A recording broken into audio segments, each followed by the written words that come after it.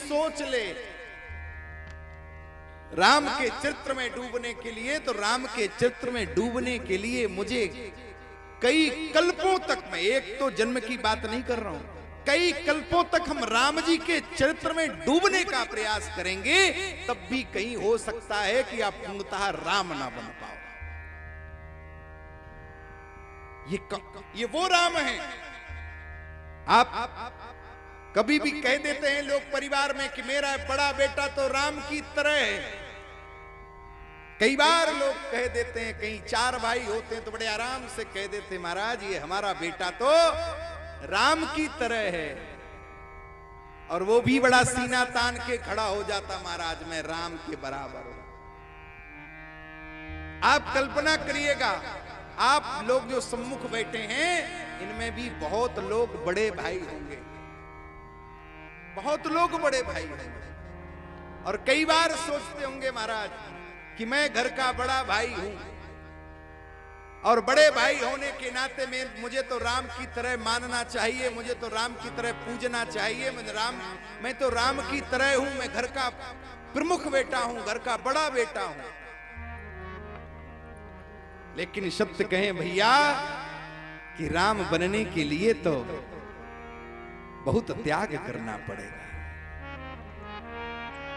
हम हो, आप हो, दुनिया का कोई भी हो, विद्वान हो, श्रेष्ठ हो, गरीब हो, अमीर हो, बड़ा आदमी हो, छोटा आदमी हो, कोई भी हो, राम बनने के लिए तो हमें बहुत कुछ त्याग करना ही पड़ेगा। अरे भैया अगर त्याग नहीं किया होता तो क्या राम की कथा हम लोग गा रहे होते?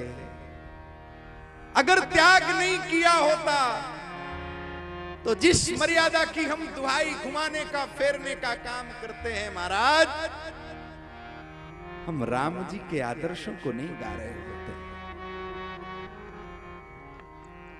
अगर राम जी ने एक एक पात्रता अगर ठीक से निर्वहन न की होती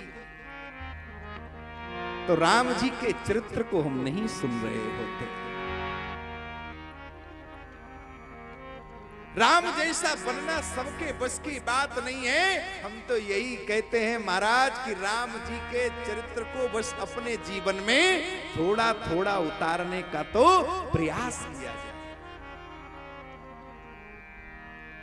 ये घर में लोग कह देते हैं कि मैं घर का बड़ा हूं भैया और मेरा भी अधिकार है कि राम की तरह रहें। आप सोचिएगा कि राम तो ठीक है, क्या छोटे भाई बड़े भाई की मैं बात नहीं कर रहा हूं, राम के बराबर आप में एक बार भी सोचिएगा, क्योंकि या तो मैं जानता हूं या परमात्मा जानता है, या तो आप जानते हैं और परमात्मा जानता है कि आपका आपके भाई के प्रति कितना योगदान है, आपका अपने भाइयों के प्रति, आपका अपने राजपाट के प्रति, आपका अपने व्यापार के प्रति, आपका अपने समाज के प्रति, आपका अपने परिवार के प्रति मैं कितने शब्दों से आपको कहूं, अगर एक एक बात पर भी आप खरे उतर रहे होंगे तो मैं मान लूंगा, मैं आज ही व्यासपीठ से घोषणा करता हूं, इस दुनिया में जो भी कोई व्यक्ति होगा मैं उसको यहां से प्रणति निवेदित करूंगा, प्रणाम करूंगा कि आप राम के एक पात्र का भी ठीक से निर्वहन करें। सैकड़ों हजारों पार्ट है राम जी के, हजारों, एक एक कदम कदम पर राम को तपस्या करनी पड़ी, कदम कदम पर राम को त्याग करना पड़ा, कदम कदम पर राम जी को परीक्षा देनी पड़ी, कदम कदम पर राम जी को एक दूसरे को स्नेह देना पड़ा, एक दूसरे को अपना बनाना पड़ा। ये राम है महाराज। राम कोई हंसी खेल नहीं है।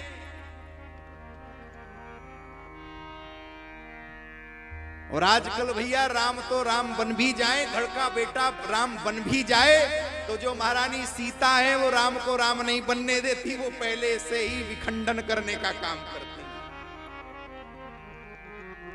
पहले ही भाई तो कुछ सहन भी कर ले, मान भी ले, लेकिन वो पहले कह देती अरे होंगे तुम्हारे भाई, जिस दिन से मैं आई हूं मेरा तो केवल नाश करने के अलावा कुछ नहीं किया। सबसे पहले एक ही प्रण करती हैं, पहले इसको परिवार से दूर करो, कोई भले ही उस परिवार में कुछ भी ना कहे, पहले ही वही वो जो माता सीता कही जाती हैं, घर का परिवार में सामंजस्य तो बना रहे, लेकिन पहले ही वही जो घर की महिला होती है, वो एक सीता की बात नहीं कर रहा हूं कि वो सीता रूपी स्वरूप जो घर में बैठी हैं, उनमें 4 भाई होंगे, 5 भाई होंगे, 2 भाई होंगे, 1 भाई होगा, उन सब में अगर कहीं निर्णय किया जाए महाराज, तो चारों तरफ से अगर देखा जाए तो उसमें कोई ना कोई घर की आपकी पुत्रवधू होगी, घर की बहू होगी, कुछ भी होगा, सबसे पहले एक ही निर्णय करके बैठी होगी कि नहीं नहीं, भाइयों से मतलब नहीं रखना, पड़ोसी से मतलब तो रख लेना, लेकिन भाई से मत रखना। अगर घर का मुखिया अगर डांट भी दे तो वहां सबसे पहले आकर कहेंगी आप अपना काम देखो, हम तो अपना संभाल ही लेंगे। महाराज बताओ सत्य बात है कि नहीं है? अगर मैं 1% भी झूठ बोलूं तो आप मुझे टोक देना, रोक देना, ये सत्यता है। और आपसे अगर मैं एक बड़ी सबसे बड़ी सत्यता कहूं, आपके भाइयों में भले ही बिगाड़ हो गया हो, परिवार टूटने वाला हो, लेकिन छोटा भाई बड़े का सम्मान करना बंद ना करे और बड़ा भाई छोटे को स्नेह देना बंद ना करे, दुनिया की कोई ताकत आपको अलग नहीं कर सकती है। मैं व्यासपीठ से घोषणा करूं।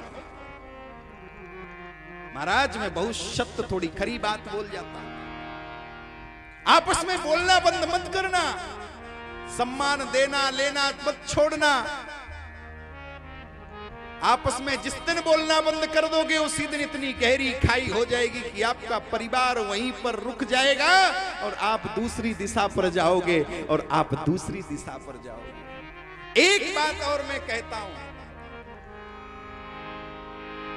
इन माइकों के द्वारा दूर दूर तक आवाज जा रही होगी, एक बात जरूर सुन लेना, आपकी देवरानी जिठानी भाई भतीजे सबसे झगड़ा हो जाए, सबसे लड़ाई हो जाए, लेकिन एक बात हमेशा याद रखना, आपकी आपस में कितनी बिगड़ती है बिगड़ जाने दो, बिगड़ती रहने दो, लेकिन अपने पुत्रों को, अपने भाइयों के पुत्रों से कभी लड़वाने का प्रयास मत करना। उनसे तो एक ही बात कहना, ये मेरे आपस का मामला है, उसमें तुम्हें दखल देने की जरूरत नहीं है। उन दोनों को आपस में प्रेम से ही बात करने देना भैया, रोक मत देना। मैं गारंटी लेता हूं कि आपका द्वेष, आपका झगड़ा, वो जो दोनों भाइयों के पुत्र हैं वहीं से समाप्त होकर के फिर से एक नया वृक्ष बन करके खड़ा हो जाएगा, फिर से खड़ा हो जाएगा। हम राम बनने चले हैं, भाई से इनकी बनती नहीं है। हम राम बनने चले हैं, बीवी से कोई वफा नहीं है। हम राम बनने चले हैं, पिता के कहने पर ये 14 कदम नहीं चलते।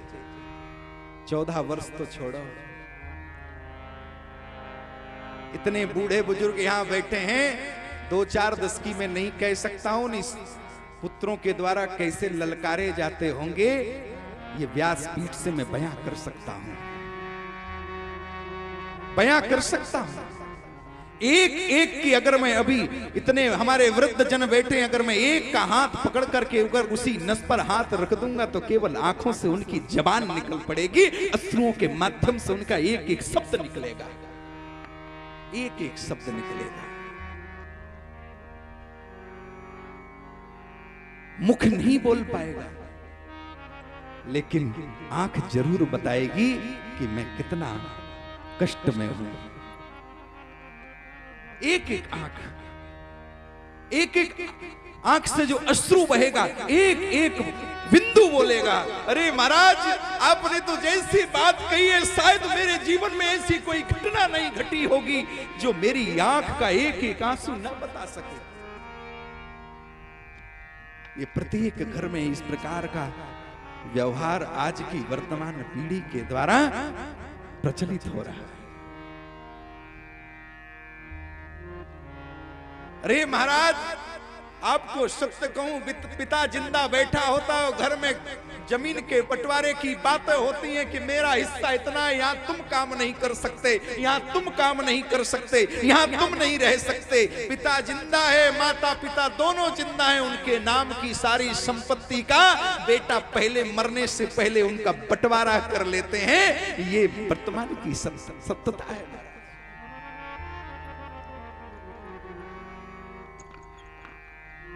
पहले से खतौनी जोतवई जो भी होंगी वो अलग नहीं हो पाती। अरे कम से कम जितना लेना है तो ले लो, लेकिन जब तक पिता जिंदा है तब तक तो कहो कि जहां जो मिल जाएगा वही लेंगे, जहां रहने को दिया जाएगा वहीं रहेंगे। अरे जिस बाप ने अपनी संपदा संवारने के लिए केवल और केवल भूखा सोया होगा, बिना कपड़ों के रहा होगा फटे, लेकिन अपनी जमीन से कोई समझौता नहीं किया होगा, बंटवारे की बेचने की बात नहीं की होगी, और जब भी संतान बड़ी होती है, परिवार चलाने वाली हो जाती है, तो सबसे पहले कहती है बाप को कौन खिलाए पिलाए, बाप का भी एक हिस्सा लगा दो। और जहां पर जिस भाई के साथ रहना उसको रख दो। आपसे कहें, आप अगर अपने पिता का सम्मान आप नहीं करोगे, आप अपने दादा का सम्मान आप नहीं करोगे, अपने पूर्वज का सम्मान आप नहीं करोगे, मैं गारंटी देता हूं कि उस व्यक्ति का सम्मान गांव में कोई कर नहीं सकता, कोई नहीं कर सकता।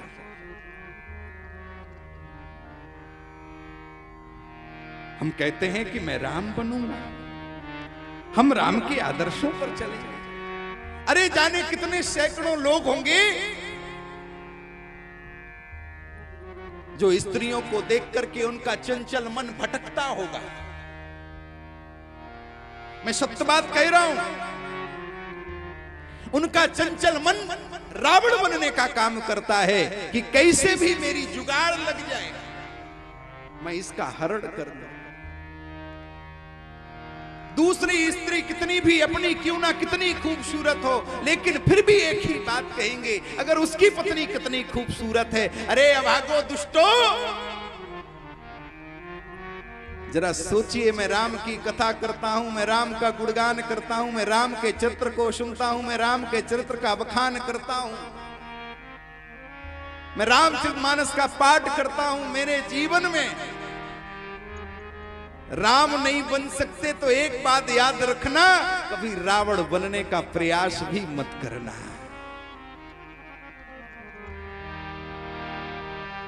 और रावण बन जाते हैं महाराज, सत्य बात कहें, तनिक्षा दुख आने पर हमने राम को भी गाली देते देखा है।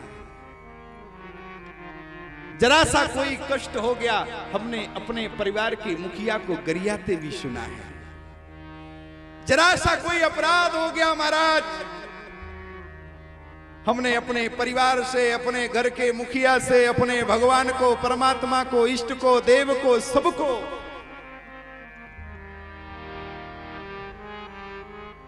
गाली और अपशब्दों से अपना मुख सुशोभित करते देखा है। इन्हीं राम बनने वालों को अपनी नाक का बाल इतना प्रिय है महाराज,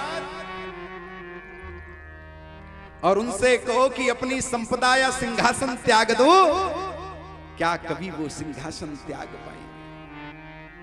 कभी नहीं कर सकते। हम राम बनने चले हैं, क्या आप एक क्षण भी राम बन पाओगे? कदाचित नहीं बन पाओगे। इसीलिए कहते हैं कि मुझे राम बनने की आवश्यकता है। परमात्मा भगवान कृष्ण भी यही सबको सलाह देते हैं, अपने भाव स्वभाव को बदलने का प्रयास करिए और अपने परमात्मा को, अपने कृष्ण को, अपने भगवान को बुलाने का प्रयास करिए। और जब भगवान आते हैं, जब बहुत देर हो जाती है, तो भगवान